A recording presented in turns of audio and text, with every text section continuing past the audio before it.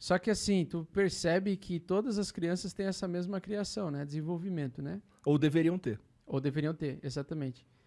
Essas crianças, a gente, né? Isso não é nenhum pecado. É o sistema, e ele funciona assim, e tá tudo certo.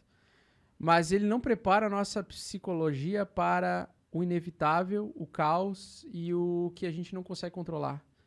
Então a gente cresce e nós nos formamos adultos procurando por estabilidade. Só que o que ninguém fala, e é uma coisa que liberta muito a mente das pessoas, é que para você, na sociedade que nós vivemos, ser não bem-sucedido, porque bem-sucedido, muitas pessoas são bem-sucedidas mesmo sem ser famosas e nem ricas.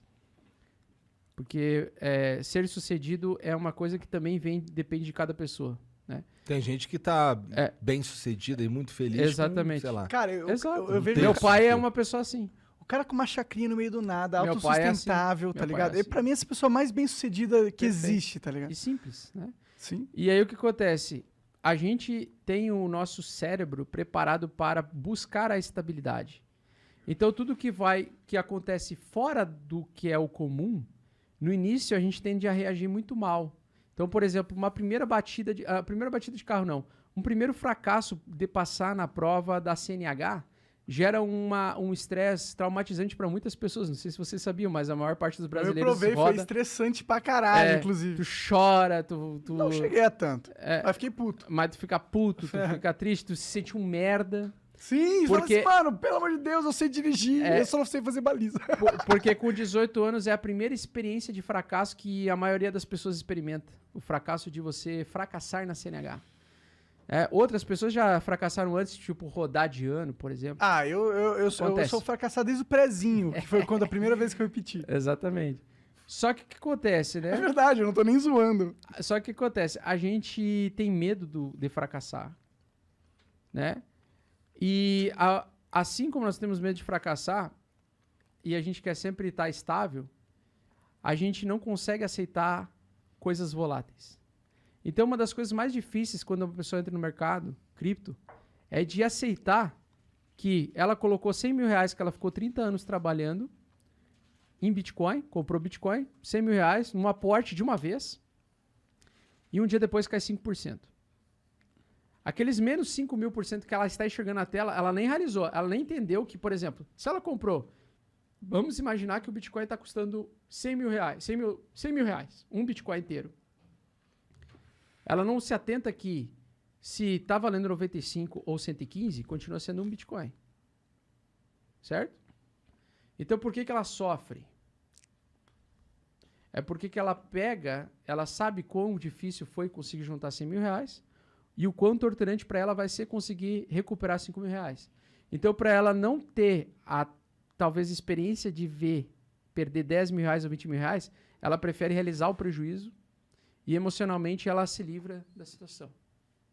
Então ela não está focando na ferramenta e no que ela representa.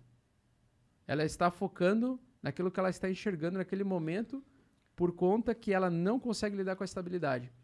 E aí eu posso afirmar alguma coisa para vocês. As pessoas que eu conheço que são felizes e bem-sucedidas ou nas coisas que elas querem, incluindo o meu próprio pai, são as pessoas que assumiram o risco a vida toda. E toda vez que você assume que a vida é volátil, você consegue aproveitar e se beneficiar dos momentos ruins para você se posicionar e dos momentos gloriosos para você colher. Então, e isso se reflete na nossa natureza. Em algumas regiões, você tem um período de plantio para que no ciclo seguinte você consiga colher. Da mesma forma que você não consegue garantir que vai ter chuva ou vai ter pouca chuva e as suas plantas não brotarem, você sempre vai assumir um risco de colher lá na frente.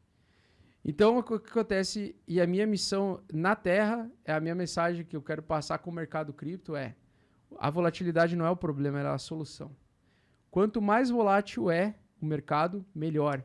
Se você conseguir utilizar ferramentas, eu ensino a média de 8 semanal, gratuitamente, eu ensino para qualquer pessoa.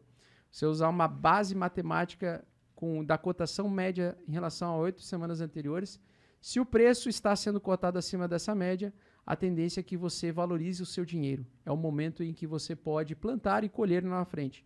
Quando está abaixo da média de 8, você tem uma probabilidade maior do mercado continuar perdendo valor, desvalorizando, e é um momento em que você deve se precaver, você não deve investir, você não deve se expor ao risco.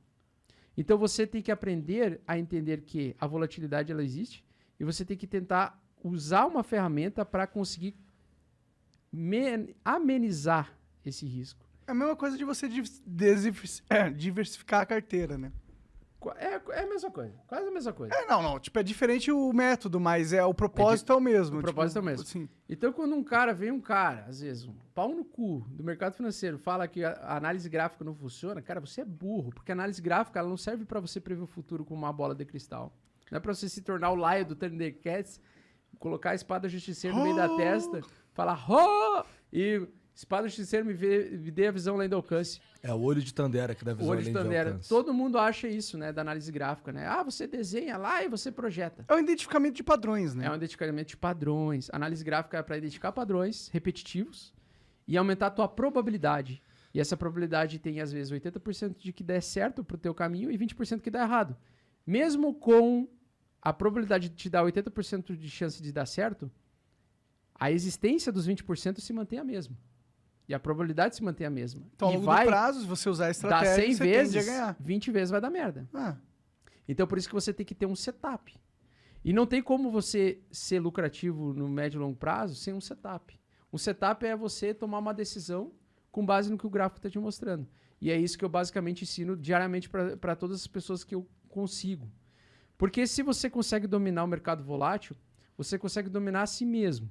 E você começa a sair do papel de vítima, de que fatores externos rolam contra você, que é o que acontece muito comum quando a pessoa entra no mercado, ela fala assim, o mercado caiu, fiquei tranquilo, o mercado caiu porque eu comprei. Ou o mercado subiu porque eu vendi. Isso é o primeiro pensamento de uma mente ansiosa, uma mente que não sabe lidar com a volatilidade.